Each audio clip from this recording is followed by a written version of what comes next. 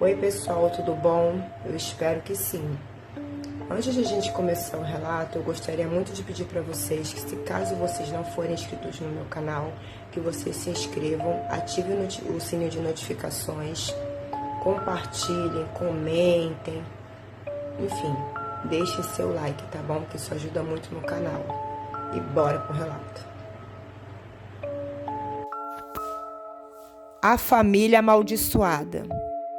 Meu nome é Amanda, tenho 68 anos, moro em Recife, tenho minha família e hoje, graças a Deus, tenho condições melhores de vida.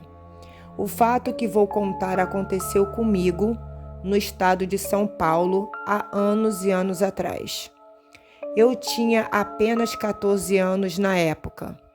E como eu e minha família éramos muito pobres, uma família muito rica se apresentou a meus pais, dizendo que ficaram sabendo, através de um conhecido nosso, que meus pais estavam procurando uma casa de família para me darem emprego, pois o salário que meus pais ganhavam mal dava para pôr comida na mesa e sustentar eu, a mais velha, e meus 2 irmãos mais novos.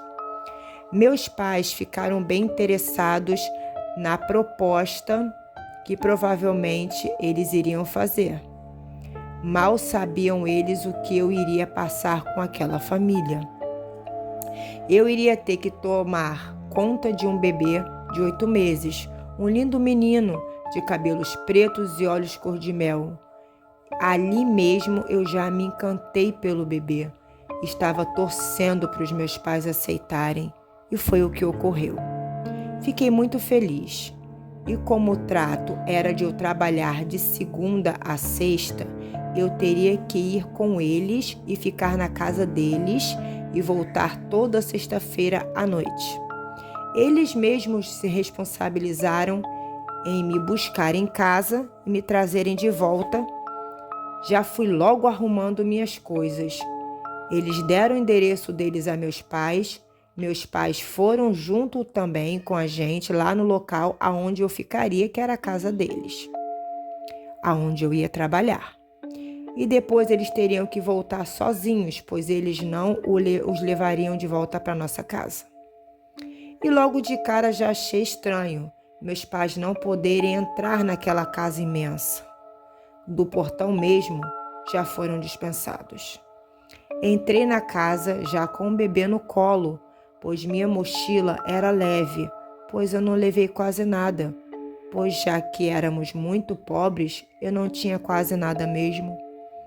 Assim que entrei na casa, já senti algo meio estranho. A casa era linda, linda mesmo, muito grande, cheia de cômodos, mas ela era muito escura e tinha um clima meio pesado. Mas eu estava feliz. Tinha conseguido meu primeiro emprego e poderia ajudar a meus pais e, além disso, começar a comprar as minhas coisinhas pessoais, pois o salário que eu iria receber por semana era muito alto. Naquele dia mesmo comecei o meu trabalho de babá e tudo foi tranquilo. Ao anoitecer, meus patrões me chamaram para uma conversa e já foram logo dizendo: aqui em casa exigimos umas regras, tanto para os outros empregados como para você. Então disseram: nada do que você ver ou ouvir aqui ninguém pode saber. É para ficar de bico fechado. Você entendeu? Eu logo respondi que sim, que tudo bem. E se eu fosse medrosa, era para aprender a perder o medo e me controlar sempre. Aí me bateu logo um friozinho no estômago, mediante aquelas palavras estranhas. Já quase me arrependi de ir trabalhar lá. Então perguntei o porquê. Ela e seu marido, no caso minha patroa e seu esposo, me olharam com um semblante meio assustador, um semblante sério, e saíram sem nada me responder.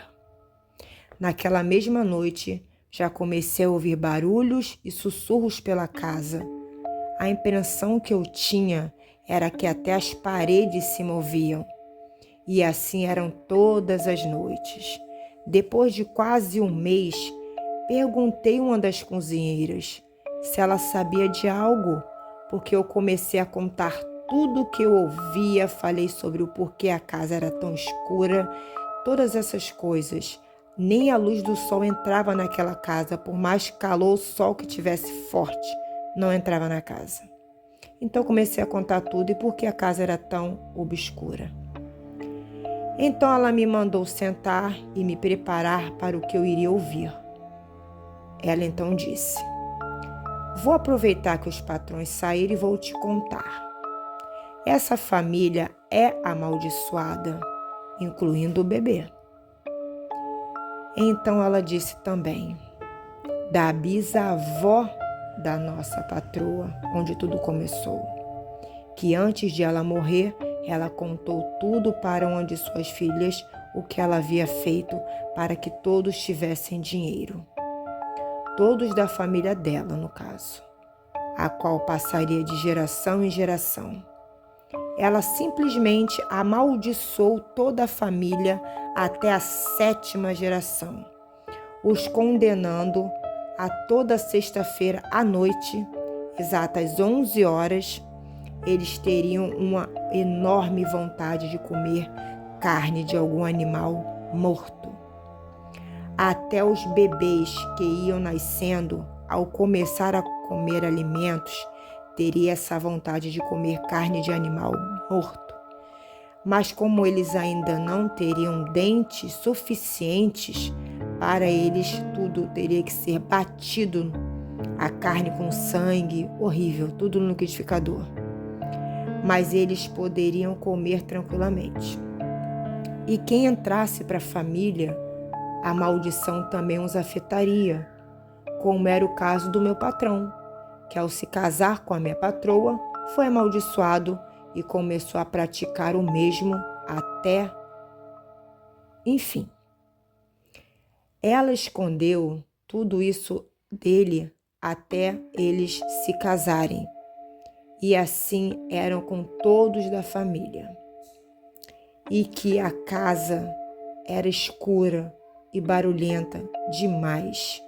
Perguntei também sobre isso, que apesar de linda, era muito, muito estranha. E ela disse que era porque o espírito da bisavó da nossa patroa foi condenado a morar naquela casa juntamente com os espíritos sombrios, por isso dos barulhos, sussurros, entre outras coisas bizarras que aconteciam ali. E para piorar ainda mais, sempre algum membro da família era sorteado ao completar 12 anos, ao se tornar adulto, teria que morar ali, naquela casa, se casar e construir família. E quem era sorteado morreria ao completar 35 anos. Tanto o marido quanto a esposa e vice-versa. E os filhos, caso não fossem sorteados ao completar 18 anos, estariam livres para morar fora da casa e construir suas vidas bem longe dali. Mas a maldição de comer animais mortos seria até a 7ª geração. O resto da geração futura estariam livres. Assim como o sorteio de cada integrante com 12 anos. Já saber se seria ou não obrigado a morar na casa até os 35 anos. Imagina, gente, que coisa horrível. O restante não era amaldiçoado a morrer com os 35 anos, caso não morasse naquela enorme e assustadora casa. Eu fiquei enojada, petrificada, apavorada. Nem sabia o que pensar. Inclusive, aquela linda casa, na época que aquela senhora fez o que fez, era um barraco e se transformou naquele lindo lugar, depois do pacto ou sei lá o que ela fez. Inclusive, ela o fez quando tinha 16 anos e também morreu com 35 anos em um acidente de carro.